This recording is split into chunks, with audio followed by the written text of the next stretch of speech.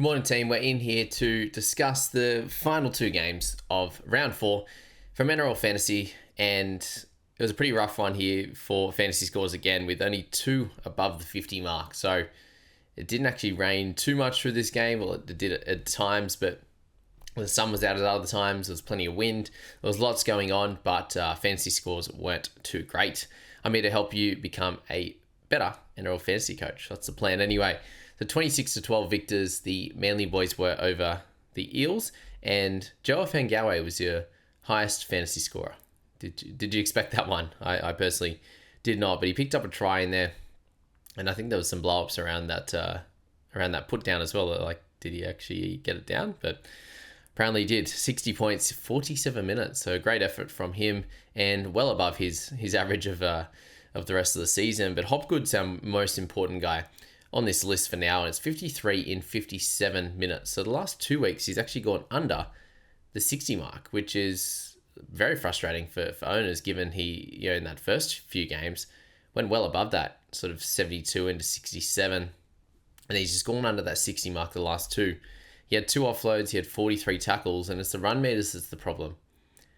In a team that's not having the ball in their hands enough, he is definitely not benefiting from that. He's getting lots of tackles, but we know that Hopgood gets a lot of his big fantasy scores when he's running the footy. He's getting tackle breaks, he's getting offloads, and he's getting involved in some of those attacking stats, which we saw at times last year to get him into those 70s. And that's just not happening at the moment, as they were closer in this game, but they're still not anywhere near sort of competing in a game to win.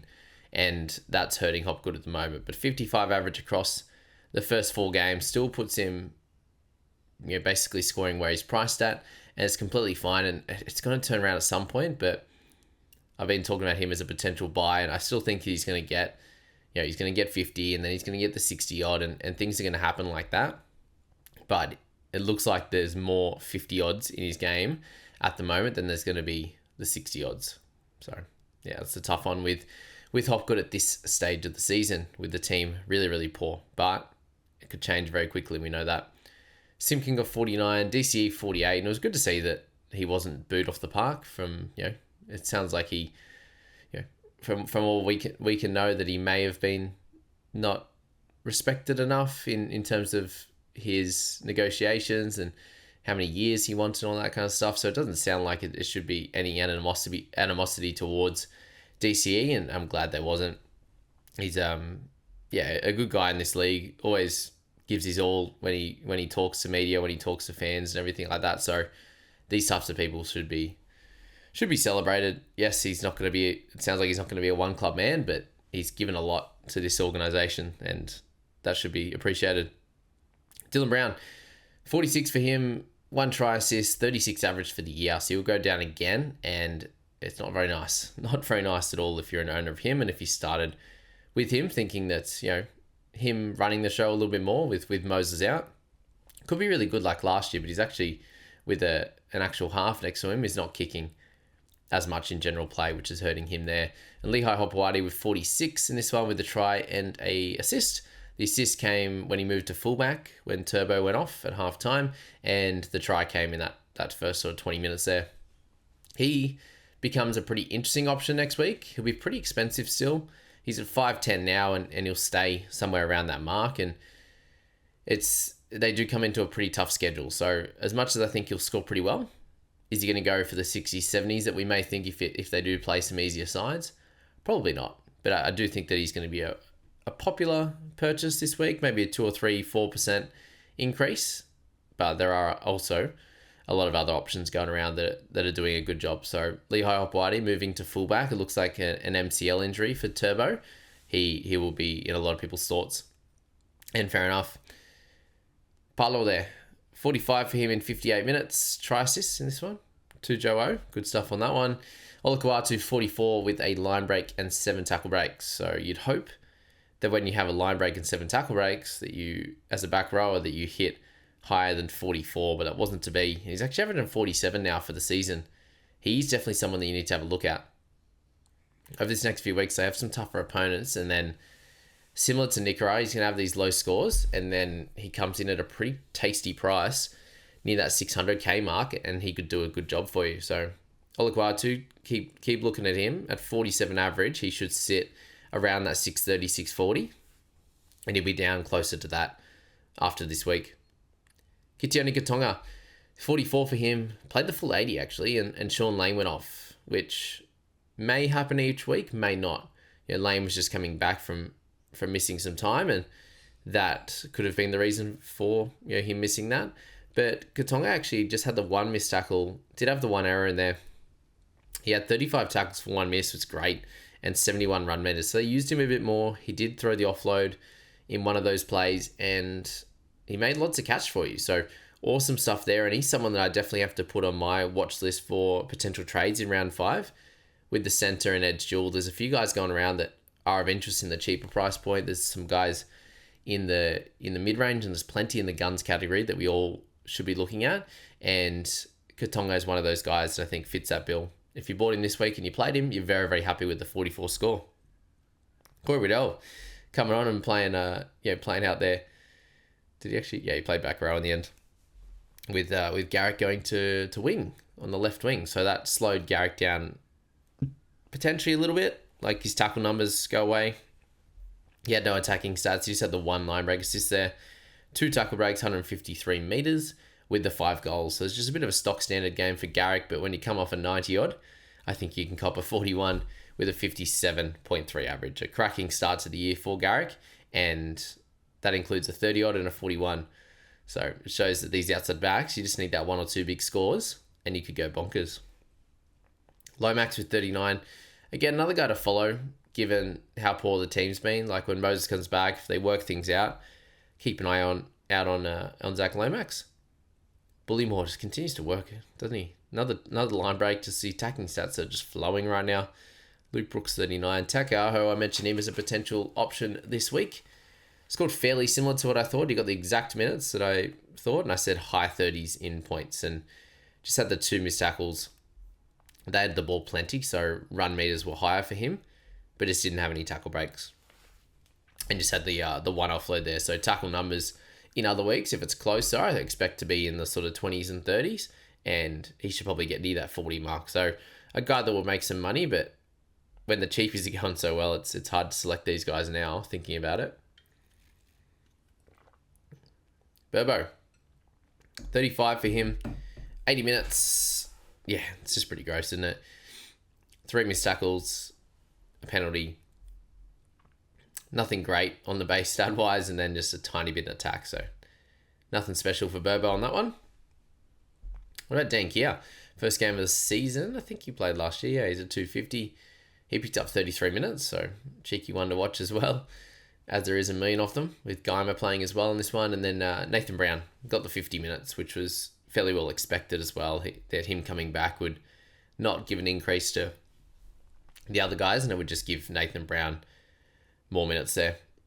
Lastly, got 49 minutes in this one, with Riley Smith covering the other 31 for 27 points, and picked up a line break as well. So he looked pretty good in his time out there. People were raving about him, and he should hopefully at least make some cash with that 27 after a lower one last week. Or lower minutes, but he's getting the lower minutes again, unfortunately.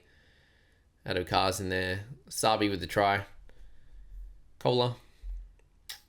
Yongi, 26 in his 80 minutes. Big run meters again, 172. Still had 2 missed tackles, 2 errors, 4 tackle breaks, no attacking stats. So, unfortunately, exactly what he's been averaging for the year, and he hasn't made any cash either. So, tough times for owners of Yongi. Does it improve? Probably not. Over the next few weeks, they'd still come up against some decent opponents there, and yeah, it's just not really improving. So he's someone that I think is easily on the chopping block. You even got Penasini in there not scoring super well. So yeah, there's other guys that could be on your list, definitely. But I understand if you do want to sell Yongi, there's other wing fullbacks or centers that are doing a good job. And then Geimer, whoever started with him. 23 and Turbo with the try assist, and 8. Tough going. And as I already blew up about it last night, I captained him in supercoach. So that hurt very, very much. Tigers and Wires. 26-24 victors, the Wires. Good on them. Good on him. And this was just the fantasy game for the ages for myself, thank goodness. A little finish to the week after a nice finish to the week after that turbo debacle. But Terrell May, the captainers, they won out this week, and I did captain him last week, and it's hard to find that perfect captain, as we know. But May went down from 90 to 85, at least. Yeah, everyone owns him, so it's fine. It was more just the captainers that were winning out on that one last night, and almost scored a try too, and he was my safety loop in Supercoach, safety captain in Supercoach, and when he looked like he scored that try, I was like, surely he hasn't, but he claimed it. I was like, no, this is always how it works. The 50-50s, they always go the wrong way, and thankfully, I suppose, because everyone owns him, guys, it doesn't matter what he scores unless you're captaining him, that he didn't score that try. So 85 in 80 minutes, he's a freak, man. They had 2 injuries, so he had to play more minutes. But it's good to know that, and I think he's close every week to getting the full 80, and we know that he can play it. So when there was 2 injuries, he was the guy that stepped up into that 80-minute role. And it was so close in this game as well, so fair enough. But for him to have 68 in pure base, 3 tackle breaks, 3 offloads, and a try saver, there's not too much else to say about Terrell. He's an absolute freak. We love him, and what a gun. Fanua 62, 69 minutes for him as well. He looked awesome. Ran the footy great. Tackle breaks, footwork, doing absolutely everything. So shout out to Fanua on this one. He looked awesome and exactly what you would have wanted from his growth this year. To be honest, he's been great. And yeah, not too much else to say. He's been awesome. And you see here, fantasy-wise, a little bit better with the 6 players above 50, but different to other weeks as well. We've seen some games where it's sort of 8, 9, 10 players above the 50 mark, and weather definitely played a factor this week on that stuff. Alex Seyfarth, here we go. Back to business, mate. 43 tackles, 2 misses in this one. More of what we expect. Ran the footy for 99. Come on, give us that extra point, will you? Got it on Fanua and got it on Terrell, and Stafford Toa. Okay, we got the win on Stafford at least. But yeah, 60 for Seyfarth with the line break try assist. 2 Stafford Toa, magic, and the try saver. Terrell ended up getting that try saver as well, coming over the top and helping him out. But yeah, 60 points, 2 penalties, had a bit of a rough trot there. I think he missed both his tackles and got 2 penalties in a very short stretch of time. But yeah, he was awesome. A very clear hold now and averaging pretty close to what we hoped at the start of the season. So that one, at least the numbers are turning around in our favour, which is awesome. Harris Tavita continues to do it. He's averaging 47 now for the season. What a spectacular pick he's been for anyone who did start with him. Picking him up at about 350 for him to then go and hit a 47 average with a line break try assist in this one. Big tackle numbers, turnover tackles, kick meters, run meters, doing absolutely everything. And I mentioned him before last week as still a potential cash cow, and he continues to do even better. So 58, I think, is his highest score of the year. Incredible work from Chanel. And if you own him, you're absolutely laughing to the bank. Wade Egan, 52 for him. Just continues to have a good season. He's playing 80. He's getting through unscathed. So shout out to Wade. A spectacular beginning to his 2025. And I don't think is an option at this point. But yeah, you watch. Everyone will buy him come Origin time when Watson and Grant are out or something like that. And that's when he'll get injured. Stafford Toa, 50. What a jet. 332k, 46.3 average across the 3 games for him. And 1 try. Just had no negatives, basically. 1 penalty, 181 run meters, 3 tackle breaks, 14 tackles, no misses, and an offload to hand. It was just awesome to see out there for Stafford. Him just do the job that you need him to do. Supported Seyfarth, picked the right guy, thank you. Didn't go inside to Galvin, went outside to Toa, and just doing all the base stats well. 32 in pure base, and then 3 tackle breaks, the offload. Awesome work for Stafford. Do you look at buying him next week? Well, people said that this week, and I sort of said Katonga was the better buy, just because he was 60k or 50 odd k cheaper, and they both did well. So I'd still probably have Katonga as the better buy than Toa. It's just so hard when so many people are doing well. Hey, Aaron Clark, 49. In this one, pretty unfortunate, I suppose, that he outdid Barnett and Fisher Harris, but they got the win, so good stuff there. 49 minutes, 49 points. Really solid outing for him. So that was good. Not too much else to say on Aaron. Did his job in minutes, in the minutes that he got, and a little bit of an improved PPM. Barnett, what's going on this season? He's going to be someone that if injuries come, he's going to get the big minutes, you'd imagine, and start scoring better. But he's just been okay. He hasn't had the damaging attacking stats that he's had in previous seasons. Metcalf, 48 for him, 5 goals, a try, just very limited on negatives, just the 1 missed tackle. So a good base stat game, got plenty of run meters in there as well. And kick meters are fairly low for both sides, and fair enough in the wet, I suppose. But 48 kind of helps him out. You can decide next week what you want to do with Luke Metcalf. A good score. 40.8 the average for the season. A bit lower than we would have hoped overall, but fine after that 48. Fisher Harris, he was on track for a really big one, 36 and 31 minutes, and then, slowed up in that second stanza. 3 missed tackles and the penalty there. No offloads in this one, which has usually had one in his game or so. But 46, it's fine. I don't suggest you trade him just based off of 46. There's so many other guys that you probably want to move on that aren't consistent and have the ups and downs scoring, like Gilberts and these type of guys, before you trade Fisher Harris every day of the week. But looks like you'll just sit around these minutes for the most part and then have the odd game that's a bit higher. Halasima, what a try that was. Incredible work. Won't see this regularly from him, but great stuff there. And good to see him and Valmonga get some extra minutes with Dylan Walker leaving. Coruscant, 43. Tough loss for his boys. 42 in 38 minutes for him in this one. 5 missed tackles. What about Twiley going down? 38 in 39 minutes. So with the 2 injuries, he wasn't the guy to benefit at all. So that was frustrating for owners of him.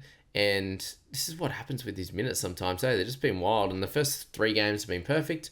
And then he drops right down to 39. Hold on. See what happens next week. And then you can decide from there. Change is quick, doesn't it, with some people? They're just getting the perfect amount of minutes, perfect amount of points. And then one thing changes and it's all downhill. Let's hope that's not the case with Twiley. Buller, 36. Galvin, 35. He'll lose a little bit of cash now, Galvs, after that one. Just a little bit across the board without anything crazy for him. Still had a try assist, but he'll be fine longer term. Wet game for him wasn't the best, apparently. Chance, 33. Tulpiki, 30. Valmonga, got the 29 minutes. Worked really hard in that time for 30, so that was good. Latufenu, with some speed on him, my goodness. That was some bad defense, though. Surprised they were able to regroup after that terrible defensive effort when he went through. Samuela Fainu, 33 minutes for him in the end, I believe. That's him, isn't it? Yeah. 33 minutes with the injury, so hopefully he's not too popping. Doesn't come out of this too bad, but hasn't been good. Keep an eye out on Jerome Luai as well. 23 now, averaging 31 across the start of the season. It's gross, so keep him in your thoughts. And then Jack Bird, 23 in the full 80 minutes at centre. Wasn't able to do the same business that Stafford Toa did on the other side, which wasn't ideal. And then Leatoa with 21 in 80 minutes. Royce Hunt, 18 in his 20 minutes. So Ali, a bit of a tough start now following that 21, given he was up at about the 40 where he was priced at.